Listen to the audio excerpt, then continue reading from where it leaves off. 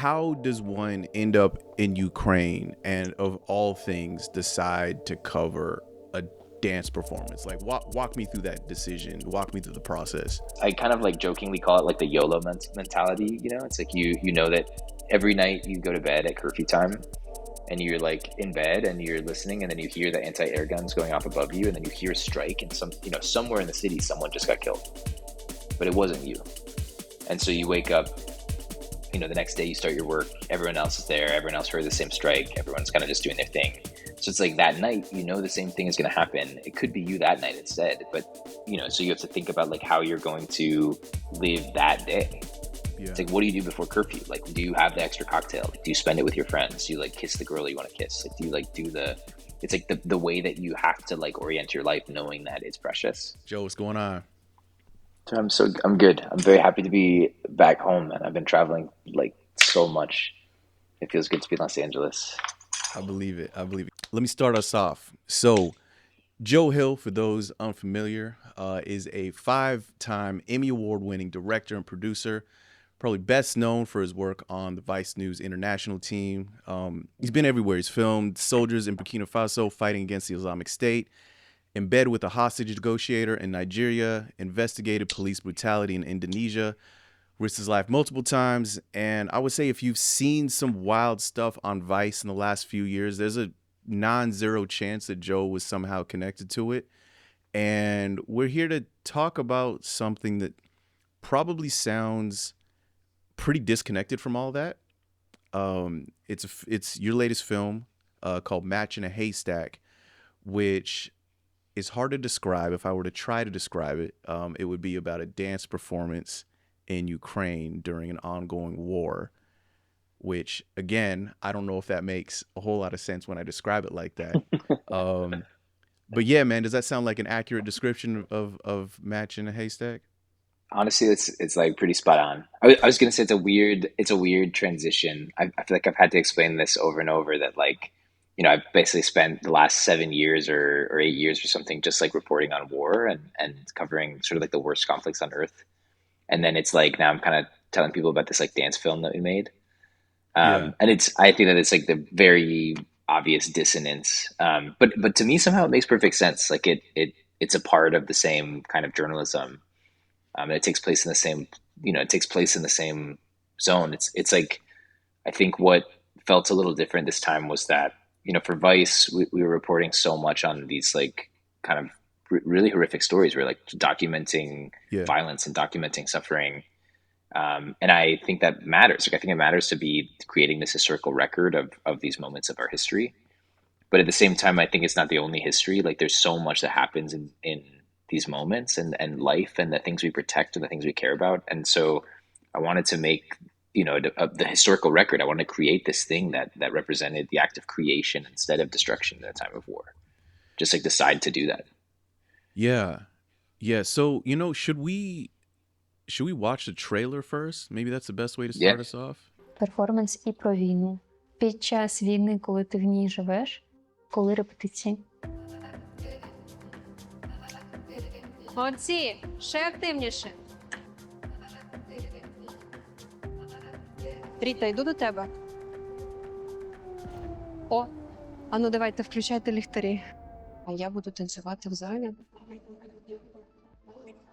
Привітик.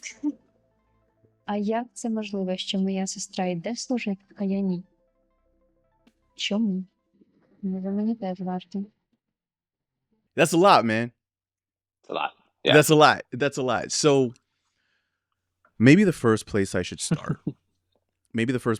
start, is how does one end up in Ukraine and, of all things, decide to cover a dance performance? Like, walk me through that decision. Walk me through the process. Definitely. I mean, it was honestly like, I think it starts way before Russia invaded Ukraine, to be honest, because it was like, I was just feeling this way that, like, I think that I had been filming so many conflicts when I was at Vice. It was like, years of just going to the front lines in different places, or we'd be like besieged in a city and we'd be watching all these bombs fall out above us. And it's like, I think that I felt like it felt really important. You make these stories, like it felt important to be reporting and to be creating these historical records of these Yeah. moments of history. But then I kept on thinking about, there was one specific moment when we were in Nagorno-Karabakh, which is like a totally different conflict. It's a little territory between Armenia and Azerbaijan, and we were, there was a local journalist who was like helping us, and Mm. his girlfriend was another local journalist, and they like split. One of them was with us helping, and one of them had like gone to film and work on sort of like their own reporting. Yeah. And the situation was so dire. It was like we thought we were going to be besieged. We were definitely with the losing side of the war. Like we knew that there was no chance of winning. Essentially, we were just watching sort of like the offensive come against us, and everyone was like bracing for, you know ethnic cleansing or to be besieged in this town, and like people were trying to flee, and so it was like very tense. And um and we were in this bunker, and the lights cut, and we heard the strikes coming closer, and it was sort of all happening at once, and it was like, that's what the story is that we're telling. We're talking about these strikes, Hmm. and then instead, our friend's girlfriend walked in the building, like she like made it, and they hadn't been in touch the whole day. It was like they hadn't been able to reach each other because the phone service was cut and all. So Yeah. they suddenly there's this moment where he just jumps up, stops interviewing, like stops anything. They like run and hug each other, and they like hold each other so tightly, and it's like You're in this the middle of it. long Wait, heavy you're in the middle moment. of an interview here when this is happening. We were like filming a scene. Basically, we were filming a scene in this place. It's like a mutual aid bunker. So it's Okay. like the cafeteria that like all these people were trying to make food for people in this war. Yeah. Um, and so we're like filming at this table. We're interviewing someone, and then his girlfriend walks in. Interview stops. He jumps up, and they hold each other. And it was like, obviously, like for me, that was like probably the most impactful moment of the whole story for me. That was like the most important thing that I'd ever witnessed, I guess, take place. It felt so strong. It felt like the preciousness of the thing that was happening Yeah. there, like what was at stake. Mm. And it's like not a part of the documentary. And I was like, man, I just feel like we're totally missing this piece. It's like we film the destruction. We go and like we see this is like the hole in the ground that used to be someone's home, but like you don't see this other piece of it at all. And so honestly, when Russia invaded Ukraine, we started doing the same thing. It was like our team like went into action. It's like do the frontline story, do the demining Yeah. story, do like the first responder story. It's like we're doing all the same things that we do to cover every war in every place. It's like the same way of documenting history. Yeah. And I was like, I just feel like we have to do something. We have to like somehow express that there's life here. So yeah, we like decided to make a thing about artists, and so we interviewed all these different artists around the country, Hmm. most of whom had like, truthfully, most of whom had like left the country. They'd fled, or like some of them picked up weapons, like went to the east, and they were like, "There's no such thing, there's no art when there's war. We have to solve this." Yeah. And then we found this group of dancers who were like, "No, like if Russia hasn't annexed this country, but like they have succeeded in stopping or halting the creation of contemporary culture.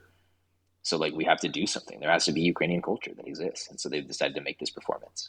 So you're describing local journalists, right? So were you physically in Ukraine and run around? Were you working on something else and then discovered this other thing? Because that's what I imagined it might be like. But yeah, tell me. No, so it's actually a weird feeling. This is like I was in Burkina Faso when Russia had invaded Ukraine. Hmm. So I was doing a story that we had like worked on for a million. We'd been working for ages. The Burkina Faso, like their government had just been overthrown by a military coup, and we were trying to negotiate access with like the mutinous soldiers, essentially, who were like claiming that they were going to take over the government and fight the Islamic State and Al Qaeda. They were like saying that they were the solution to this like horrible conflict taking place, and so we were negotiating access with them, and like about to succeed, I think, in getting this access to go with them to like the lawless deserts of the Sahel. Hmm. And then it was like Russia invaded Ukraine, and it was like suddenly we couldn't even get like our security team on the phone to like talk about the like embed we were about to do. Right. And so I feel like my focus was really shifted, and then I kind of turned, once we finished that story, I like turned and looked at kind of what was happening in Ukraine and the coverage we were doing, and I was like, that was when I was really thinking about like what would be additive, like what would make a difference, or what would be like a different take, a version of this story that maybe would add something that people don't necessarily understand, or Mm. help to build bridges in this way. So I wasn't in Ukraine, and I worked with, again, like what you're talking about, a local producer. Her name's Stephanie Knoll, and she's Ukrainian American. She was actually living outside of Ukraine at the time, but she grew up, she had worked there and grew up there, and she's a dancer herself. So like Mm. she was just in the art scene. And so basically she kind of was like, at that point she helped me find these people. Like she like talked to so many artists, and we did, we finally found the people that we wanted to film, and it was only then that we went to Ukraine. Got you. Wow. Okay, so from the beginning, this is by design. This was something else. This was not directly reporting on conflict Mhm. itself, I guess I could say. Yeah, I think from the beginning we knew that we wanted to be a movie. It's like I think that in some ways it's like at the core of it, it's like I think that there's like sometimes there's reporting that really does like find it. It reflects sort of like what is happening in the real moment. Hmm. And I think that what was so cool about this project and what I feel like I was really exposed to and learning as I was going was that like these are the thing about arts, like to meet these artists, they're they're processing in real time the same things that we see on the news, right? Or the Hmm. same things that they see around them. It's like the world is this incomprehensible, crazy place, and they're like witnessing it firsthand. And Yeah. then in the act of trying to make something, they're like trying to find meaning. Like they're like trying to find something, or like honestly, they're trying to cling to their own personal sense of purpose. And so like those kinds of like sensations, I feel like sometimes that's like a pretty important piece of it. It's like we get sort of lost in just like the mayhem. And and I think that as journalists are such a fast pace, sometimes we're just like trying to like say like this is the mayhem, this is what's happening. But like sometimes it matters for us to just like stop and look and say, is there meaning in this? Is there anything we can take from this?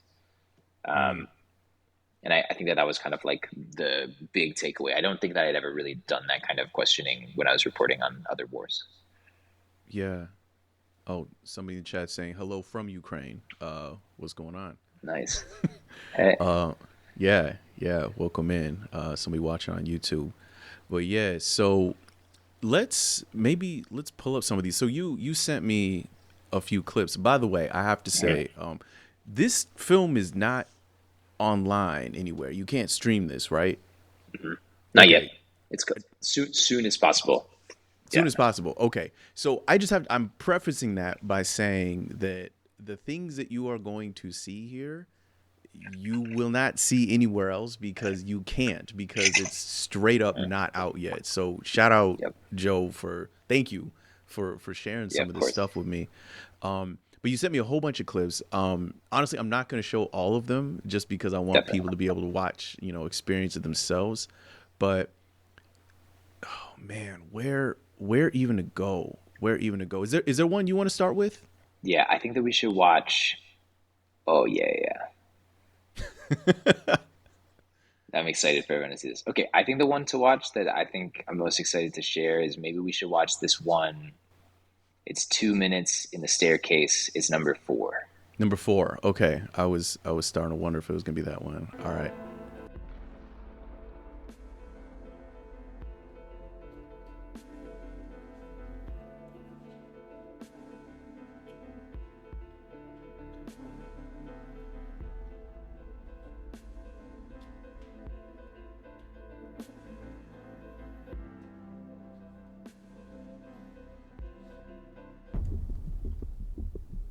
Дорогі українці, перші ракети остаточно зруйнували лабіринт ілюзій.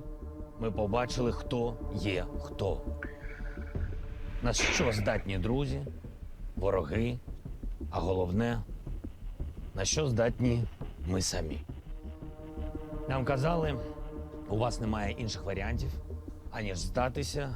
Ми кажемо, у нас немає інших варіантів, аніж перемогти.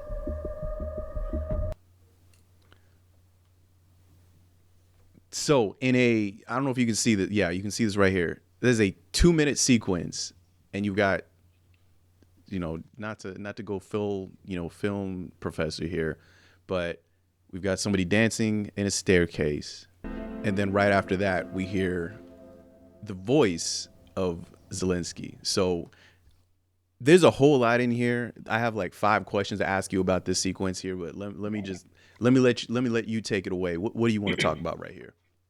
Well, the thing I want to talk about is just, we kind of knew when we were trying to make this movie that these are it's a group of women who like know how to express themselves through movement.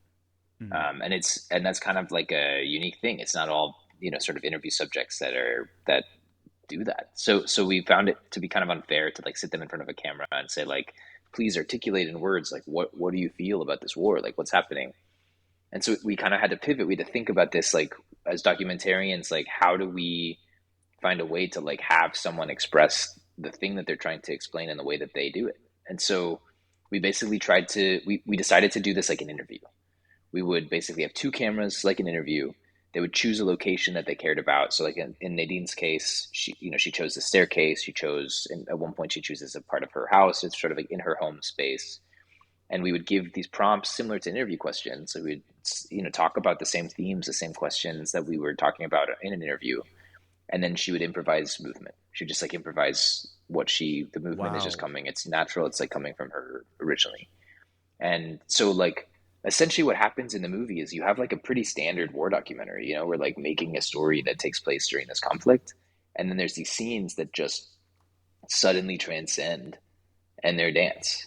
And it's like watching a verite film where like the scene itself is dance and the thing that's being expressed is as if it's like an interview in a universal language that comes directly from this person in the way that they know how to express. And so it's like I think that that's pretty. I mean, honestly, for me, pretty experimental. It's not really my. I've never done this before in a documentary, but I think that for that reason is we tried something a little crazy, and then to me, they're the coolest parts of the film. It's still like my favorite moments. Mm. Wow. Yeah. So, someone on YouTube sounds very familiar with some of this stuff. They're saying they were talking about the paint on the wall that it kind of sticks to your clothes and you don't want to touch it. Does that sound accurate?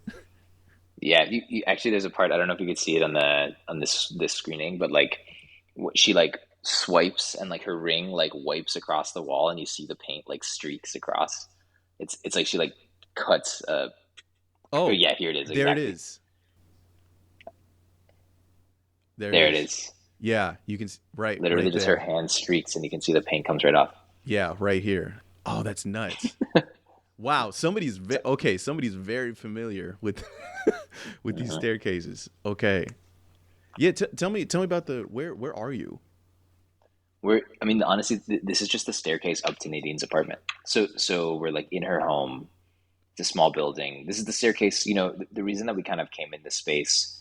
She does she dances multiple times in the film, but and one of the Mhm. times she's on this sort of balcony of her apartment. There's like space, there's air. It's like she's on this sort of this space above the city, and then this is the staircase that she takes to go down to the cellar, which is I Mhm. think like a place that it's obviously very significant when there's bombs falling. This is your only route to safety. Yeah. So it's kind of like those were the two pieces that we ended up filming for her. And it was pretty common actually that people would talk about this, like the difference of importance, like where you felt safe, or like, a lot of people would talk about this where they would like be in their apartments and at the beginning of the war, the sirens would go and they'd rush downstairs and, take cover. And then at this point in the war, it's like, what's the point? If they're going to kill me, that's going to happen. And like, I think that like this mindset, this switch where people start like sort of like allowed themselves to be free of the fear of what was happening, like this sort of Mm. the potential of death is just suddenly like true, and you move on and you have to figure out your life. I think that Mhm. that was like a really profound lesson for me, because it's like it's almost I kind of like jokingly call it like the YOLO mentality. It's like you know that every night you go to bed at curfew time and you're like in bed and you're listening, and then you hear the anti-air guns going off above you, and then you hear a strike, and somewhere in the city someone just got killed, but it wasn't you. And so you wake up, the next day you start your work, everyone else is there, everyone else heard the same strike, everyone's kind of just doing their thing. So it's like that night, the same thing is going to happen. It could be you that night instead, but so you have to think about like how you're going to live that day. It's Yeah. like, what do you do before curfew? Like, do you have the extra cocktail? Like, do you spend it with your friends? Do you like kiss the girl you want to kiss? Like, do you like do the? It's like the way that you have to like orient your life, knowing that it's precious. Mm. And I think that that's like a pretty profound takeaway. Honestly, like I was really moved and inspired by like getting to experience that. Yeah, I mean, look, let's jump right into this next clip, which is here's a quick clip from precisely that. Mhm.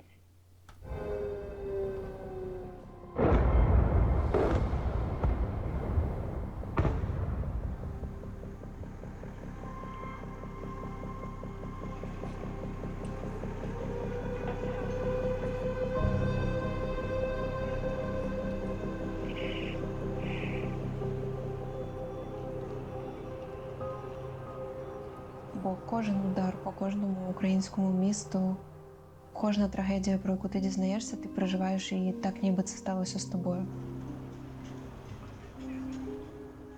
Але всередині себе я щоразу помираю, коли чую такі історії. І коли я розумію, що я не можу ніяк нічим допомогти. Танцювати, виходити на сцену. Це про що? Я себе питаю. Я до сих пір не розумію. Yeah. So let me start here. You filmed this? No, this shot it's so hard to film this. It's like you'll hear the strikes, but unless you're like camping out to see it, it's pretty difficult. So this shot, probably the only clip that we use from another journalist is this one. He's a journalist for Reuters, and he recorded this strike coming. It was like the streak across the sky and then it hitting the ground. So I'd say like, we shot 99% of the film, and then we were fortunate to have like some other journalists who were really focused on documenting it's kind of interesting. We decided to make a film about this internal conflict of like, if you're entitled, if you're allowed as a person to feel anything besides pain, if there's like something going on around you. It's like the question of like, are you entitled? Are you able to find purpose? So it's like, that's the conflict that we tried to document. And then the conflict of war was something that I think so many journalists were already recording. Right, right. So you see this.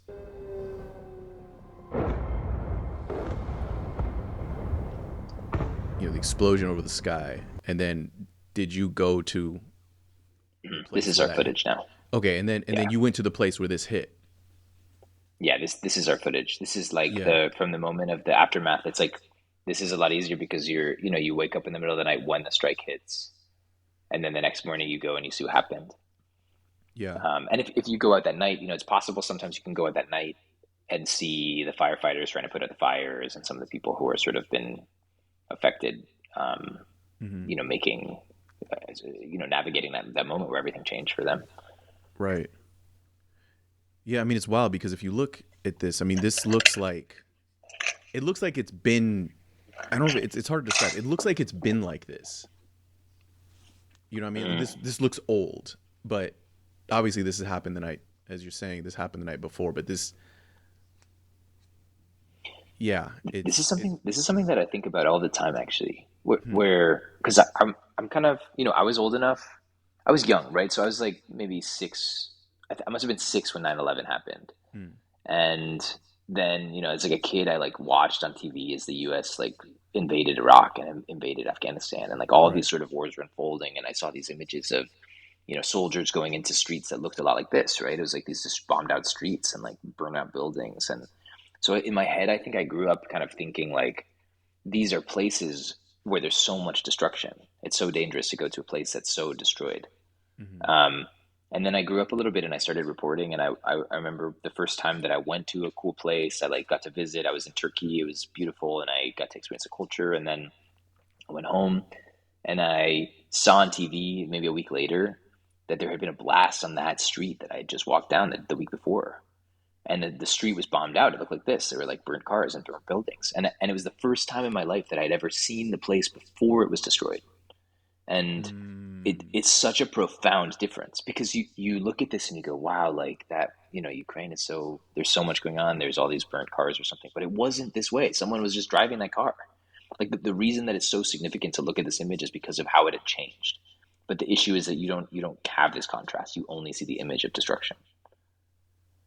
Man. Wow. Yeah. Yeah. So no, keep going. So, well, I mean, this is just something that haunts me, I think, because we don't have the space, or we don't, I don't know, as journalists, I wonder like how we could do a better job of articulating this like profound change. That's the thing that we're talking about, the thing that, that you don't relate to this image. I've never had this on my street, but I've, like I have had it the night before. I've been in a million apartment buildings that just have cars parked up front, right? So it's like I can't relate to this image. Yeah. Wow.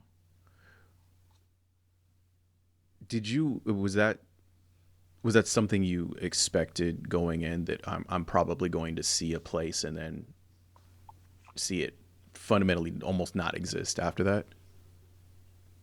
I think it wasn't what I was braced for at all. Like I think that I've gotten more accustomed to this, and it's only been a few times because you can never really predict. It's only been a few times that I've had, this true experience where I go to a place and I fall in love with it, and I go like, "Wow, this is so wonderful," and then I witness it change completely. Yeah. Because I think honestly, as journalists, more often than not, you like go to a place the first time because it's suffering so intensely. Yeah. Like No, that's I real. went to Venezuela. I went to Venezuela because of the economic collapse and because it looked like Maduro was going to be overthrown. So it's like I didn't know it when it was like a cool, sort of like elite top of Latin American kind of place. But like Lebanon is the opposite. Like everyone used to hang out in Lebanon. We used to all go. It was really cool. It was super fun. Like it's sort of like the Paris of the Middle East. And then it exploded. Like Yeah. literally it just exploded. And then, there's economic collapse, and then there's corruption. The government was like gone. And then, so all these things happened. So like Lebanon was one of the first places I think I went where it was like, I saw it as it's sort of like prime. And I was like, I would live here. Like this place is incredible. And then a year later I went back and was like, this, everything has changed. And I think that Ukraine is kind of this experience too. Like I think I would have really, really enjoyed it to go in 2020 or 2021 or something, when it was sort of like just out of this Iron Curtain, and there's like the sense of liberation. Like it was like sort of following in the footsteps of Berlin in terms of like what was possible, and like the way people expressed themselves, and the youth culture, and like the sort of vibrancy that was happening. I think that that's the thing that still exists in Ukraine despite the war, which is so interesting. Like that vibrance, that sort of like excitement around the culture, like the fact that like, for essentially a little history, I don't know if this is boring, but it was like, part of the Soviet Union collapsed, Ukraine was independent, but the government stayed loyal to Russia. So there's like this period of time where like it was Ukraine, it was independent, but like it was still like under the KGB, you couldn't like do a cool like indie, dance performance when you were like could disappear, So there was this revolution. It was like what is this? Maidan Revolution. I think it's like 2012, and all of these people took to the streets, and there's this huge protest, and they ousted this government that was loyal to the Kremlin. They replaced it with a government that's like kind of honestly loyal to the U.S. And in that moment was the first time that like expression felt free. It was like, similar to Berlin had it in the 90s because the Berlin Wall fell, and then now think about the culture there. It's so vibrant, and there's all these clubs and all these things.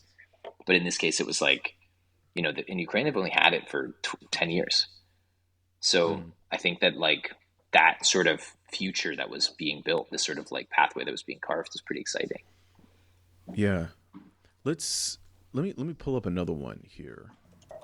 Все життя я танцюю. Потім випадково я потрапила на телевізійний проєкт. Це як українська версія американського шоу So You Think You Can Dance. І з цього почалася моя, так, скажімо, кар'єра. Але я не танцювала з 24 лютого, бо, як і всі українці, я прокинулася від вибухів. Тоді в свідомості все змінилося. Я зрозуміла, що це ми маємо перемогти, щоб просто жити далі, щоб мати можливість жити, бо інакше вони нас тут всіх вб'ють. Перейдемо до хореографії, яку вчили минулого разу. 3, 4, 5, 6, 7, 8, раз, 2. Да. Маша, не було акценту. Я оцього не побачила. Ще раз. Ріта, йду до тебе. Бо я тебе там не бачу взагалі. О! Ситуація. Ану, давайте, включайте ліхтарі.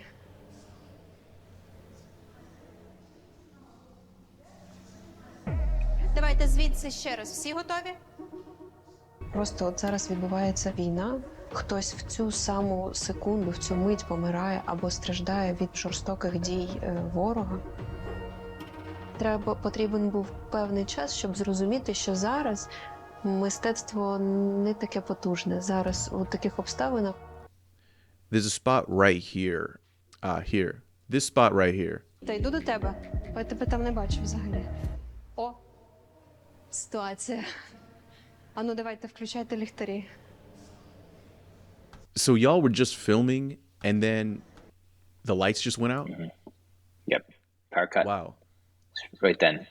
And it was actually crazy because I remember I remember actually we'd been filming this dance class for 2 hours or something.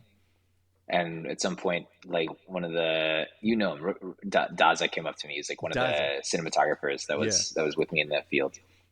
He came up to me and was like, I think we're good to cut, right? And it seems like there's, come on, we've done this. We've seen the scene. And I was like, honestly, I think you should just keep filming. I think, let's see what happens. And they kept filming. And it was like 2 minutes after that conversation, the power cut. And then we like watched them, like the power cut. We're just like in the dark, cameras rolling. She says exactly what you see on the screen. It's like, all right, we got to turn on the lamps. They turn on all the lamps. And then they just keep dancing. And it was like a very profound moment. I mean, I think that was like pretty much like locked in what the film was that we were making in that moment. It was like, the fact is like, I mean, at this point there was no, it wasn't like a strike hit the building that's caused the power outage. It's like the strikes are hitting all of the power supplies. The strikes are hitting all of the bridges. They're hitting all of the sort of like, it's like all of the infrastructure. It's like the reality of this place is that the power cuts and it's the winter and it's cold. It's like all these things are happening at the same time. Yeah. And so it's just to see them just be like, that's the world we live in now. We have to dance it. Or we keep dancing. I don't know. It was pretty impactful, I think, at the beginning. This is early in the shoot, Yeah, you have no idea what's going to happen at any moment. But yeah, the fact that y'all almost stopped filming is pretty wild. Yeah, you just can't. I mean, at some point, it's like you just can't. You got to just decide that you're like it's part of the act of just like deciding to create this record of history, to like create an actual documentary where you document these moments unfolding. There's so many things we filmed that like aren't profound. They're just kind of like normal things, or like maybe they look pretty familiar to us, but you miss these things that define the sort of experience, that like separate what it means. Like the difference between this dance class and the dance class that like my fiance goes to in Los Angeles is like profound. There's a huge difference. And yet it's like the same people and the same activity and the same sort of goals and aspirations. And so it's like, I think that you have to be able to like find the way to illuminate that. Yeah. I mean, I think there's a lot of connections actually here to a lot of the sorts of coverage I think that people take of almost anything. I mean, you were out here in LA for some of the protests also, covering some of that also. And we talked about that a bit. But I'm freezing on this frame for a moment because this is fairly early in the film. And you have someone straight up saying that art is not that powerful in these conditions. And yet, again, this is maybe the first 10 minutes of the film, something like that, and maybe earlier. And we still got a whole hour left of film about dance to watch as a viewer. And as a viewer, I'm thinking, what are we doing here? Art's not why am I watching this? What the hell? What are we doing? But that makes me ask, you at some point, I mean, it's hard. It's easy to forget sometimes that these films don't just come from nowhere. Somebody's in the room with the cameras. And so that makes me wonder, when you approach these artists, when you approach these dancers and you say, hey, I want to film you, what did they think? Yeah, it's so interesting. I think it's funny that we had like a mixed response, I'd say. And we took several trips to make the film, So it was like the first time that we spoke with them, they were kind of excited. I think that they were like trying to make this performance and they were like, okay, we'll get some press. That's what it felt like. Yeah. And then we showed up and we were like, yeah, so we want to film, you know, your dance rehearsals. We want to film you in your house. We want to meet your parents. We want to like film all that. And they were like, what are you talking about? Like, aren't you making like a 2 minute news video or something? That's like, so it's like, there was this moment of kind of like doubt, even if they like wanted us to make this thing. Mm. And we had to sort of like navigate this moment of being like, oh, you know, maybe we don't have the access that we want. And these people like maybe don't really trust us, or like, why would they want us to be in their space all the time? And it's kind of tricky. And then I think, you know, we got to know them. We spent a lot of time together. We like had meals together and we drove around together. And you know, it's, I think the more that we spent time together, the more that it felt like we were actually just on this parallel path. Mm-hmm. Where like they were trying to make this performance, even though there were huge obstacles in their way, and we were also trying to make a film, you know, with huge obstacles in the way. Like this was at a time when, you know, Vice went bankrupt. I see one of these questions talking about the funding and like making this film, and it's like, yeah, there's insanely hard. It was like, you know, the company that was supposed to be supporting the film went bankrupt while we were filming. Right. And like we had Yeah. to like be like, oh, like, what do we do now? And then we had to fight and get the rights of the film back and make it independently, which meant, you know, finding people to help us and having teams and asking every favor. And so it's like trying to make the thing that we wanted to make when we knew that it was like there was never a guarantee that we'd finish this movie. Mm. And I think for the women, it was like there's never a guarantee that they would finish their performance, and there was no guarantee that they would survive to be able to present it. And like all of these things were very, very clear. And so it actually, I think by the end of the film, when we went back and we filmed more with them, it was like we were just like so intertwined and in it together. And there was such like a great sense of sort of desire for us all to just be able to succeed when like that was so clearly not the reality in our situations, you know? Yeah. Um, so now I'm pretty lucky to be able to like say that they're all my friends, you know, like I feel like I got really close with them. Mm. But I think that this, you know, so this person's name is Gala. She was one of the stars of, she mentioned she was one of the stars of So You Think You Can Dance in Ukraine. She's kind of like a famous dance person in the country. Mm-hmm. And I found the reason that I was so compelled by her and the reason I wanted to spend more time with her and make her part of the film was because she was doing this and did not believe at all that it was valuable. Like was like completely sure. And actually her partner in crime, sort of like one of her best friends, Bova, had gone already to the front lines. He was a dancer with her. They were like dancing and all these things together. They were best friends. And he was just like, this is not valuable. I'm going to the front lines. He picked up a gun and went. And so it's like, I think that there was so much doubt for her that like it was, even if it was like ethical, like if it was like morally okay for her to even be in the rehearsal room, you know? Yeah. And that's pretty tough, especially when it's like the thing that you do, like this is the thing that defines you. Like this is who you fundamentally are. And then that's changed immediately. And you go, oh, is who I am just like entirely fucked? Like, is that a reasonable thing? You know, like, should I be who I am? Or like, do I need to change that? Like, has that already been taken from me? Mm. So to me, it's kind of like you know, the film, there's a lot of, I think about as a filmmaker, I think a lot about stakes, like what's at stake for people. Yeah. And how do I convey that? And I think that the physical stakes are always really easy. It's like the physical stakes in a war is like you will get killed. That's what's at stake. And then there's like the emotional stakes of like, what is it? You know, the emotional stakes are like, what does it mean to fail this for you? Like, what does it mean to be separate from the person you care about? What does it mean to be like, those are the things that like feel different. There's a lot at stake for you in that way. And then there's this last part that I think really matters in storytelling, which is like the philosophical stakes of what you're really talking about. Like, this is a film about dance in Ukraine, but what is it really about? It's like, do we as people deserve the chance to like express the things that make us who we are? Like, is it reasonable? Like, is it morally unconscionable to like say something out loud when like someone else can't? Or like, you know, these are like the real questions. It's like, actually, like, it's morally ambiguous. It's like, I don't even know sometimes. Is it reasonable for me to go to a famine and film these people who have no food and then get in a car and like be able to eat my protein bar? It's like, obviously that's unethical. That's insane. And yet it's like what we do all the time. It's like the necessity to be able to make a film like this. So, so there's kind of like these, I think that like this being the sort of like crux of the film, that there's actually this ethical dilemma. And there's actually like, I think that there's a lot of artists, whether you live in a war, whether you live in a country where you're watching the sort of like, you know, not to like go this direction, but like in the US, you know, we have like a lot of institutions that are like supposed to support expression. Like we have the Kennedy Center, and we have, you know, the sources of information that we depend on, the PBS and and the NPR, and like these are institutions that like are really important in terms of us being able to express anything freely, like what Yeah. it is that we can convey as people, as a society, our culture. And like, we have those things being under threat, and it's different than a war, but like we're watching that happen in front of us.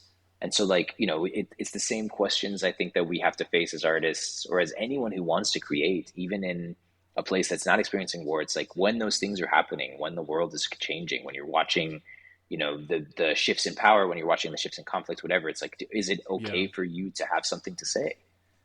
Um, Yeah. No, I mean, I think about that all the time. I think about, honestly, watching this reminded me actually of filming the protests. So, I mean, you were doing some stuff for New York Times, right? Yeah. And I'm yeah. just out there filming. I'm just out there with a camera, just doing whatever. And you know, in the protests in LA, when somebody sets a Waymo on fire, there's 25, 30 cameras there. Everybody's filming that. And off to the left, maybe somewhere, there's somebody selling hot dogs.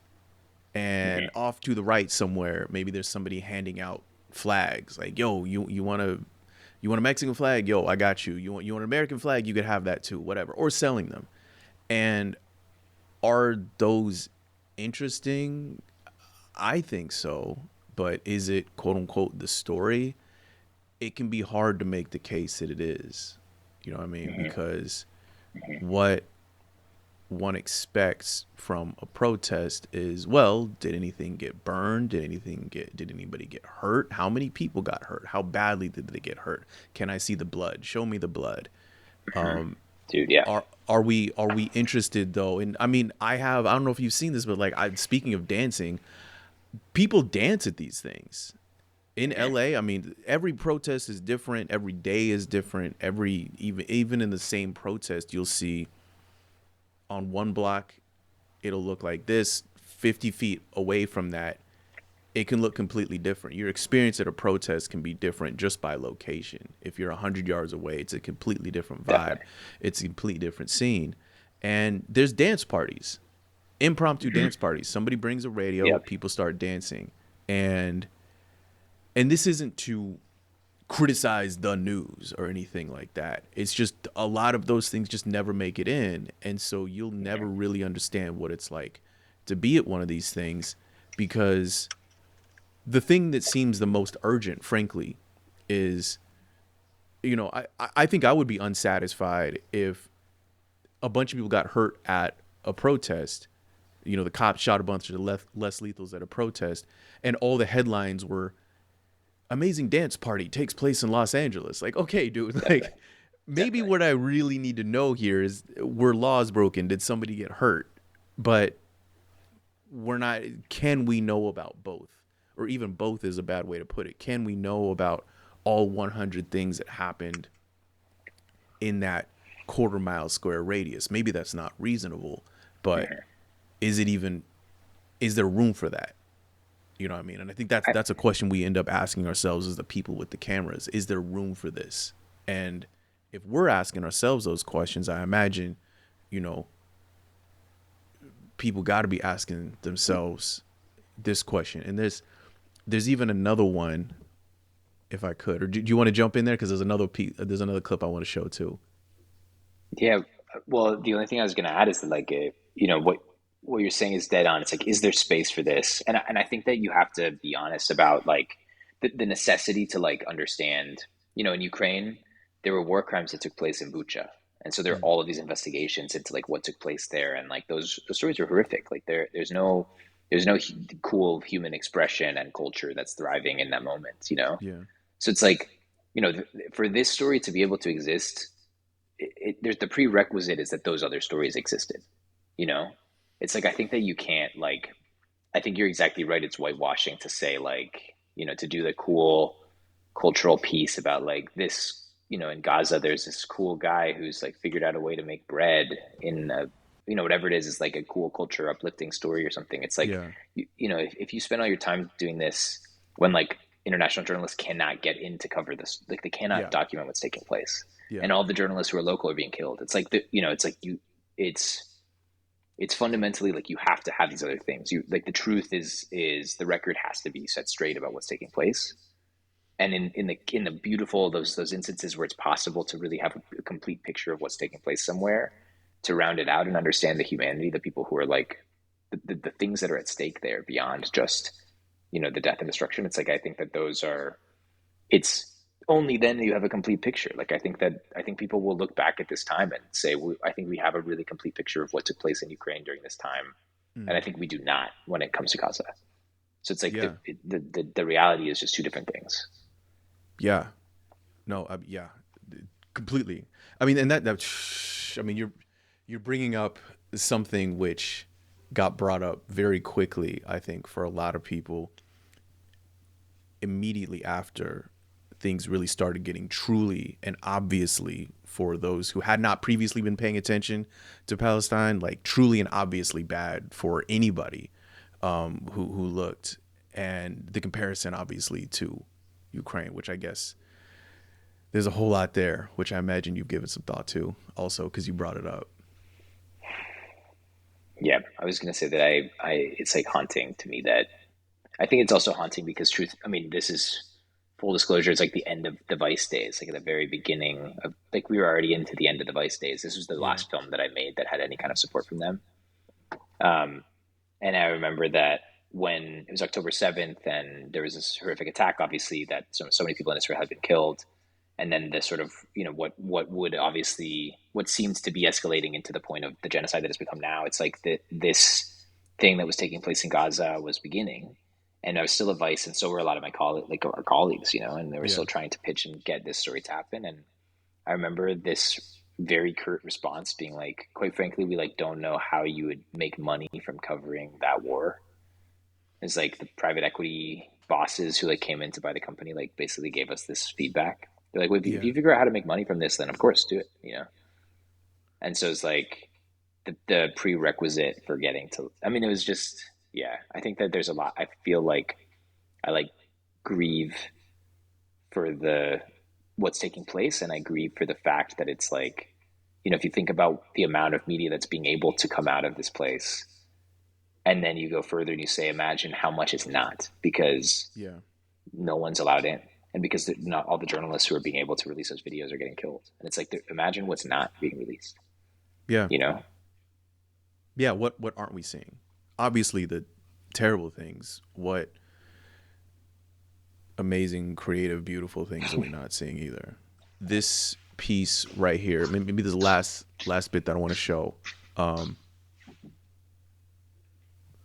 This right here, because I think this really gets to the core question, maybe of the film, but also what we've been talking about today. Вона знаходиться зараз в певному місці, яке наближене до центру, до місця бойових дій. Її рішення піти до армії не було для мене аж таким здивуванням. Що ти всі там дякують мені і бережі, щоб я себе берегла. В мене тут все чудово. Ні, ну, це трішки перебільшую, бо у нас також якби не так вже і безпечно, але да. Так, ще я і просто Ой. хто там керівництва. Тривога. Ага. Sorry, that's wild. Just saying, yeah, it's perfectly safe here, and then or relatively safe, and then she hears an air raid, gets freaked out. So again, this is one of the dancers speaking to her sister, and things just keep happening in this film, like just while you're there. Honestly, I was worried that, I mean, this is a weird thing to say, but I was worried that we wouldn't be able to see, you know, because in Kiev, the life is kind of normal. I was kind of worried that it would be like, when we showed the film, people would be like, oh, there's not really like, the war is not even there. It's not present, or it's, but I mean, it's just not true. It's every day something would happen, you know, every day there were sirens, every day. It's like, I think it's, you know, it's definitely way relatively safe to be in Kiev versus to be in Donetsk or something where, you know, you're really next to the front lines and there's mortars and there's things are falling all the time. Mm-hmm. But it's, I mean, the war is present, man. It's like you feel it. Yeah, you want to keep going. Одна справа, коли ти переживаєш якісь прильоти поруч, а інша справа, коли твоя, ну, якби така умовно фізична частинка тебе, твоя сестра, кровна сестра, йде на фронт. це ще наближує війну до тебе, так що вона просто дивиться тобі в очі з відстані 2 сантиметрів. А як це можливо, що моя сестра йде служити, а я ні? Чому? Може, мені теж варто? Якщо чесно, я не можу поки що знайти відповідь на це запитання.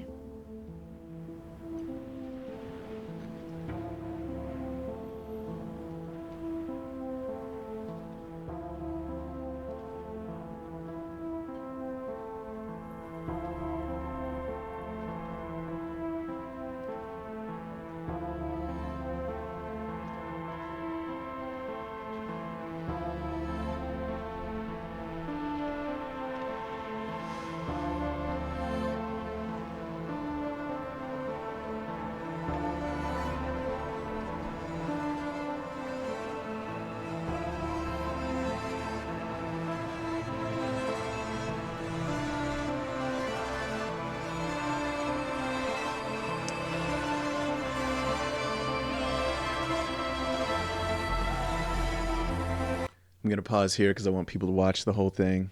But I think there is something universal about this, even though it is obviously based in Ukraine, is that I think there's a lot of people struggling with some shade of this question, which is to say that there are people out there, whether it's a family member or somebody they care about, or somebody they respect, who's out there much closer to danger than I am. How is it that I can be allowed to just live my life when they're out there being exposed to way more danger than I am? Is that okay? And, you know, this person is, again, coming back to what the other person said. Is there any point to what I'm doing? Is there any point to doing something so, you know, quote unquote frivolous as dance in this situation? Yeah, what was it like being around people who were dealing with a much realer version of that question than most people will ever have to approach? I mean, like really, really honestly, it just felt like the same questions. Like I think that what you're saying about it being universal is like spot on. Because even if you're talking about like, I think about it just in the context of like Los Angeles, and you know, like I would see, I think it was the first night of the protest, like I wasn't reporting on it yet. I hadn't started covering it. I wouldn't get, you know, booked or anything. And I saw you. I think I called you. I think I called you. I was like, I want to hear about what's going on. I saw you out of the protests. Yeah. And it was like this. Oh this shit! Yeah, I don't remember. I I remember being out. I remember being outside. I left you a voice message. I think I left you a voice message, and we just we got tear gassed right then, and I was like coughing the whole time. I forgot about that. I'm sure I probably have the voice message. Should I dig it up? No. You can if you want. It's probably mad embarrassing. Yeah. Yo, I don't know whether it's worth it or not necessarily for you, but some people have regrouped at the back, I think of the federal building. There's a little bit of tear gas in the air, so maybe it's worth it. Damn. Yeah, up to you. But the rear of the federal building. Yeah, I forgot about that. Yeah. I think that voice note was definitely like, because it was that feeling. It was like I just felt like somehow I was like missing this thing that was happening. Like there was something so important, and I like wasn't there, and it wasn't fair to like know that you were in harm's way, that you were getting tear gas and getting shot at, and it was like I can't explain why. Like it's like why would I need to like be in that same danger? Like how does it make it better for you for me to experience that thing? It doesn't at all. But it's like the feeling is definitely there. Yeah, I mean, my take, which I suppose it's easy to say this when you're somewhat removed from it, is that not everybody can be in the same place at the same time. You don't need everybody. You truly don't need everybody in the same place at the same time. And there's even something that Zelensky says that kind of relates to that in a way, in one of these, in part of the film, which again, I'd encourage people to wait for the thing to drop. But yeah, go ahead. Well, I was just gonna say for content, I don't know if anyone's watching this from Los Angeles, but it's showing in LA. It's like if you want to come see it in LA, it's gonna show. If you're in the East Coast, it's gonna be in theaters again in early in October. So there's like a bunch of places you can find. Like if you want to see the film in theaters, I think that like now is your only chance. But if you want to, it will come out online again soon. So like there's a good, for I know that there's people who are in other parts of the world too, that it will be easier a little bit later. Yeah. Yeah. Man, I know we're taking up a bunch of your time today. So, the last thing, there's something really interesting I noticed about this, and I don't think this is really much of a spoiler, but one thing I noticed about this is that we don't see almost any men on the screen at all. Even Zelensky giving, Ukrainian President Zelensky giving a speech or something like that. Show him on the TV. You have access to this, right? You never do that. And I know that there are men here. I know that there are men in Ukraine, obviously. There have to be, demographically. They must be there. And you do occasionally see them in the background. I'm not sure if we ever hear them talk. Yeah, I think you're right. It seems intentional. I mean, let me just say, like, it was only partially intentional because half of the story is that all the men are fighting. Like the men they're forbidden. They have to get some kind of permit to leave the country even. And the men, there's some artists that I know of who refused to fight. They like left the country and went to Berlin, or like, they got the permission to go do like some kind of trip and then stayed abroad. They like essentially like evaded the war.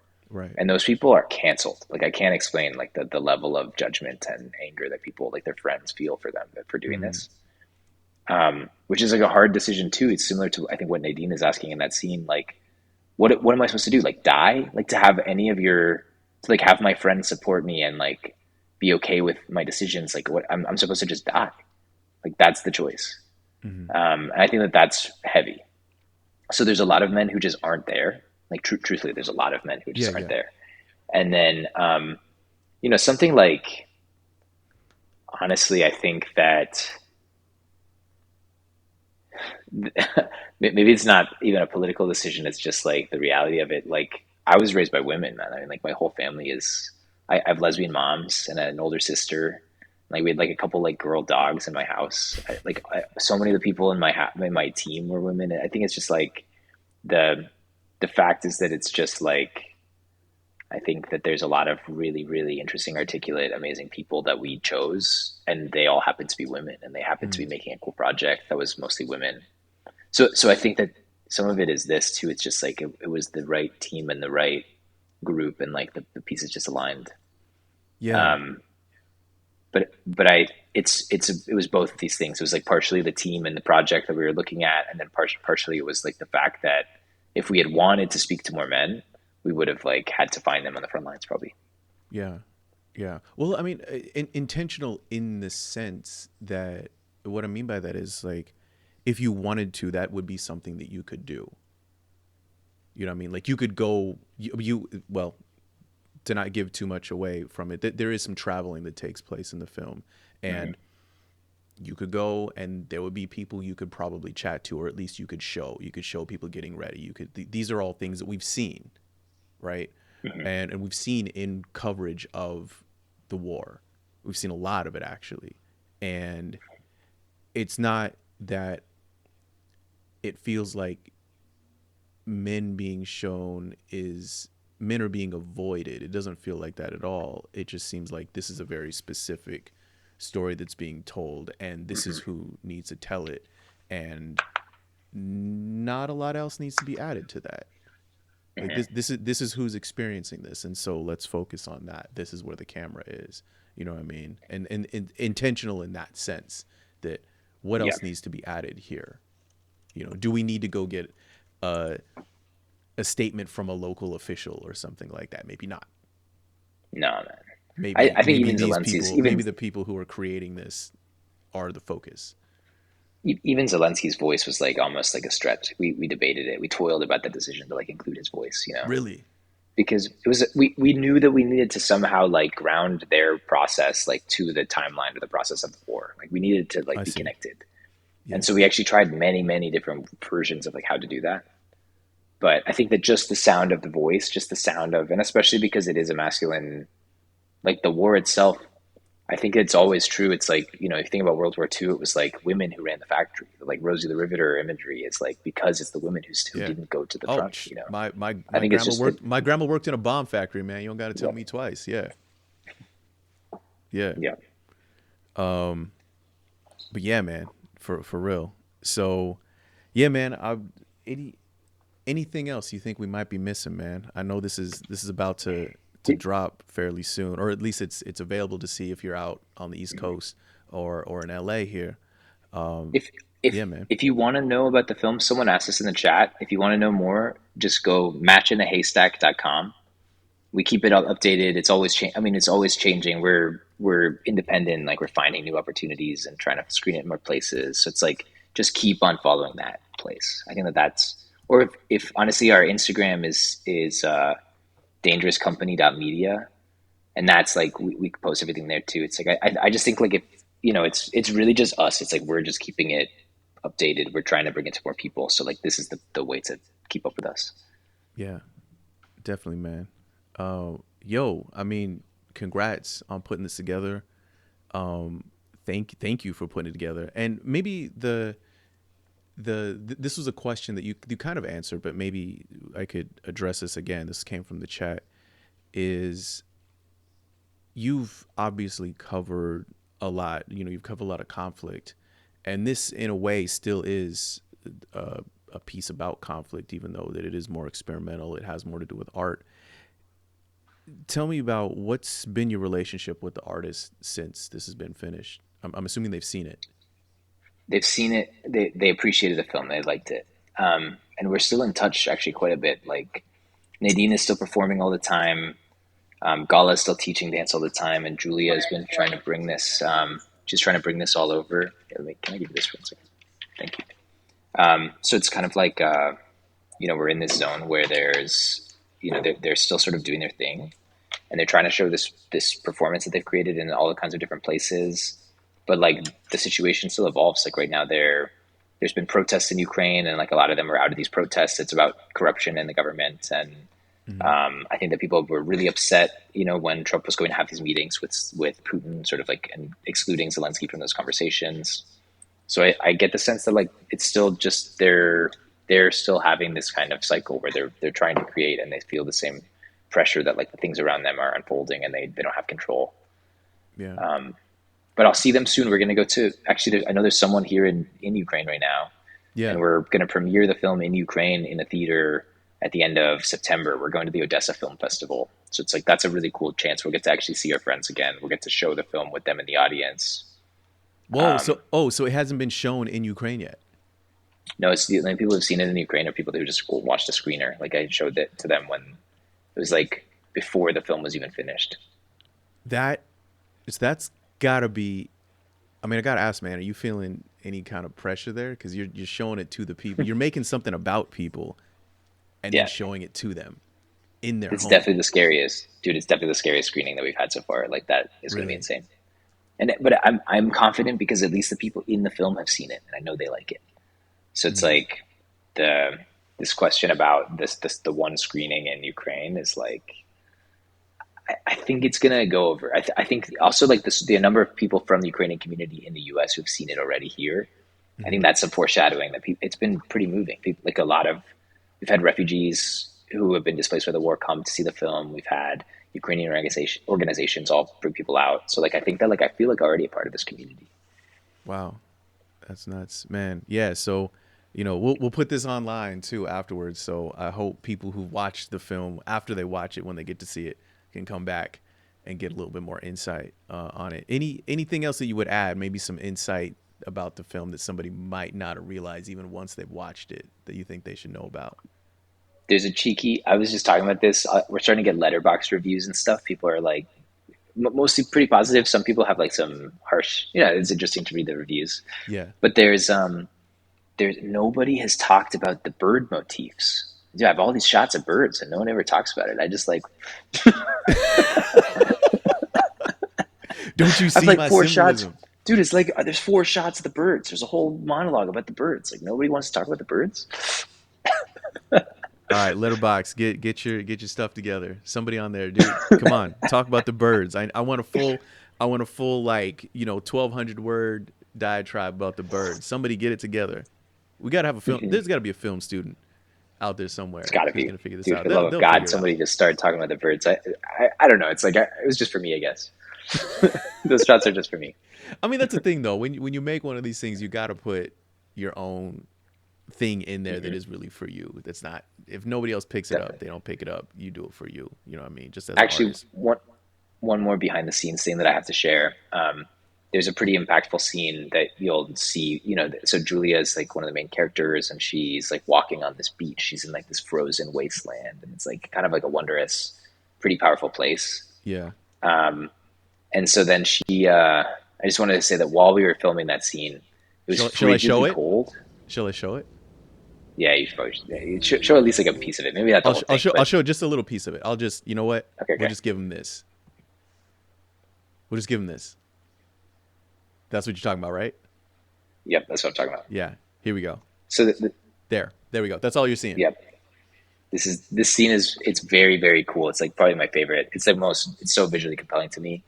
Behind the scenes, just like not to take away from your experience watching the film, but she was like walking really fast down this hill, like where it was like all snowy and everything. And so me and the other cameraman, Nate, we both had our cameras. We were both trying to keep up with her, and we just kept on like taking turns falling on our asses like the whole time we were filming. So we probably like all of us were just like covered in snow. We were like freezing cold. We'd like fallen 20 times. It's outrageous.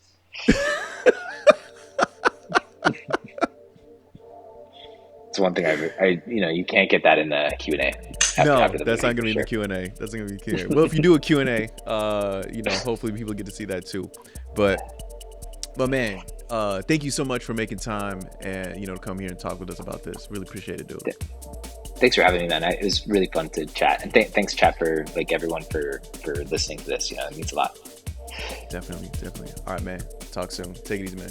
Okay. See you guys.